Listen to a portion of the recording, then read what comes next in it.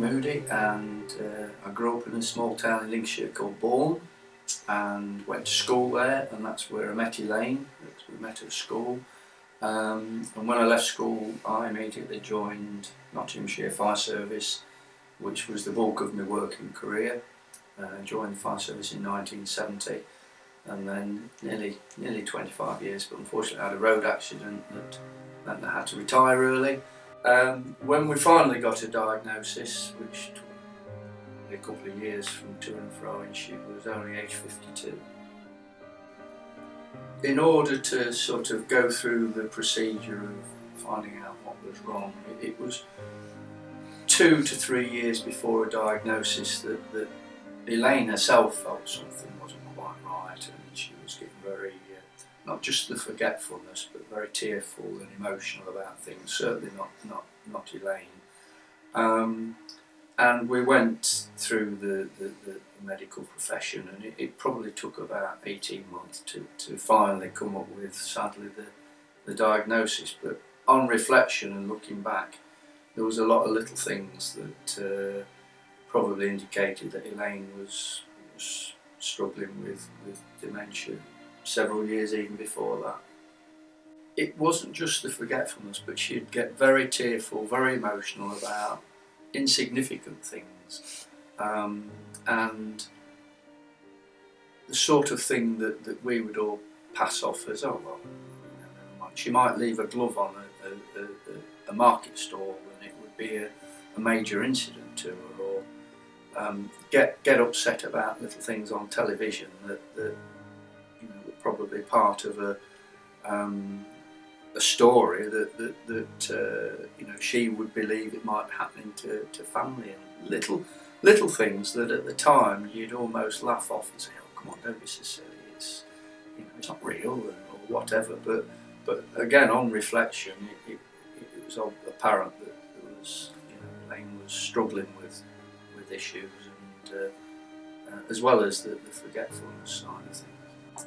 Well, that's a difficult one, because obviously because of Elaine being so young, her mother was still alive as well.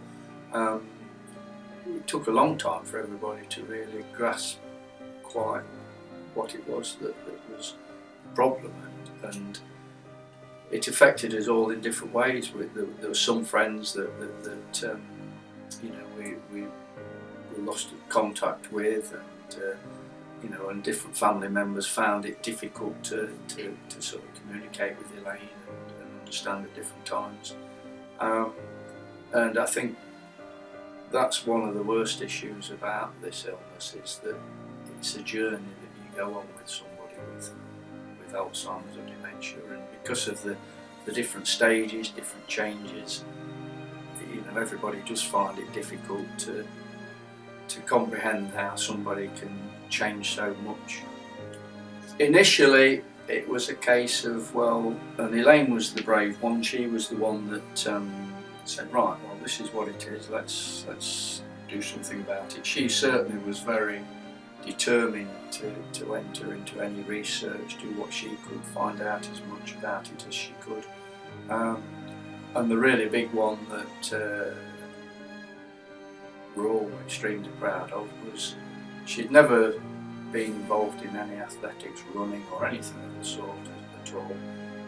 The consultant said, when Elaine said, well, what can I do about it? He said, well, unfortunately there's not a cure. However, for your age and your lifestyle, if you perhaps do a bit of exercise, then that will help with your general well-being and everything, take out a lot of the stress. And Elaine took that to the limit, and she was the first person knowingly diagnosed with Alzheimer's to run the London Marathon when she was 54, age 54. But that in itself is incredible, but knowing Elaine from our school days, it's even more incredible, because she used to joke about different things, and one of the things she said, she wouldn't even run for a Marks and Spencer's sale, let alone run a marathon.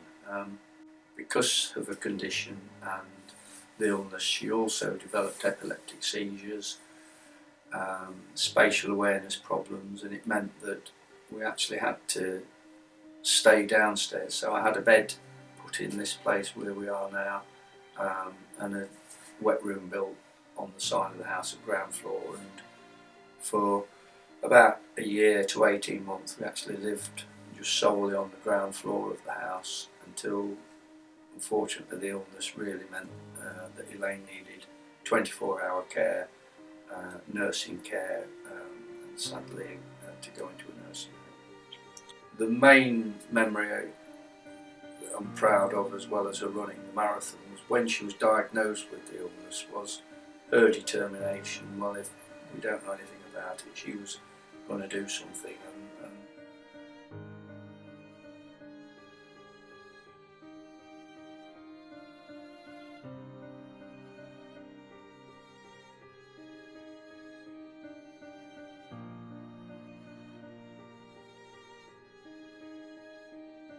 that's why even to this day I will always try whenever to get out there, and hopefully in my lifetime somebody will find a cure.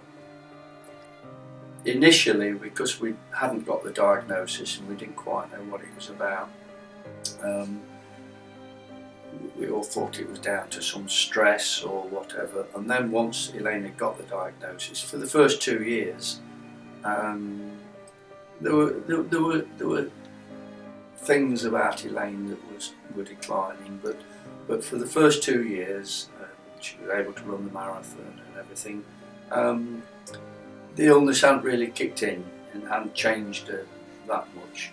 But within a year of which would be 2009 going into 2010, because the illness then had progressed a little bit, to the extent that she had difficulty with spatial awareness.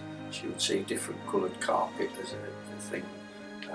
She had real problems, or we had real problems getting her in and out of a car, and there was all these little things that built up, and the real problem came when she started having epileptic seizures as well, which is part of the condition that people can get.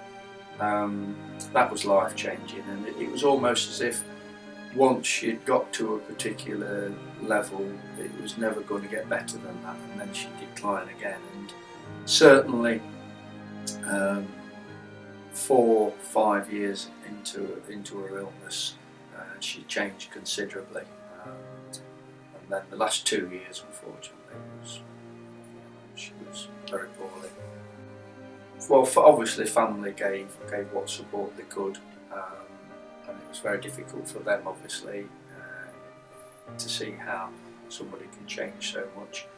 I was extremely lucky in that I was able to find carers to help me care for Elaine, and I will be forever in their debt, because I don't think I could have found better personalities, better understanding people.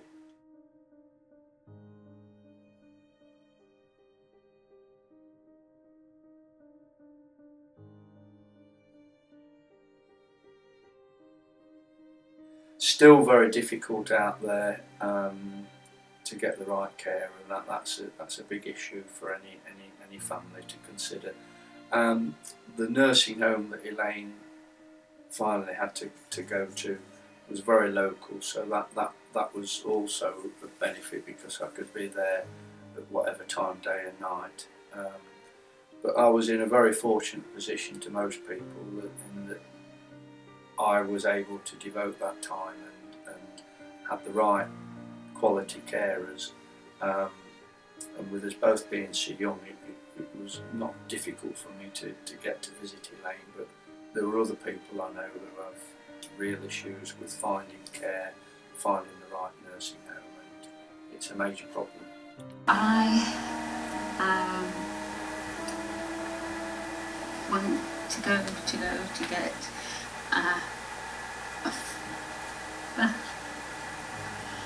and I said I would like to have a thing for bro.